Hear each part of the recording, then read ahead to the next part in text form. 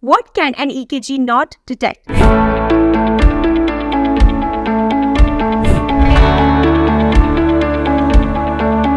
So EKG gives us a snapshot in time and helps you to detect a heart attack if there is one. There are situations in which a patient is having a heart attack but the EKG can still be negative. So just with one EKG, we could also miss a heart attack or we could miss heart blockages because these may show up on the EKG only when one is exercising or exerting themselves. So a rest EKG may not be enough. In addition to that, if there is any issue with the valves, like if there is any tightening or leakage in the valves of the heart, EKG is not sensitive for that.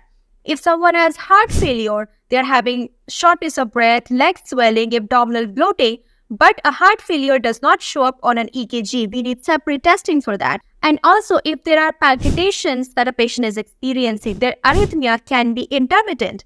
So one EKG is not enough to detect that. On top of this, if there is any condition like inflammation in the heart, for that we may need an MRI or a stress or an echocardiogram.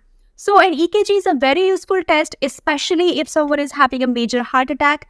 And it also gives us some subtle signs of other problems like conduction abnormalities. It is not a great test by itself to rule out many other cardiac conditions.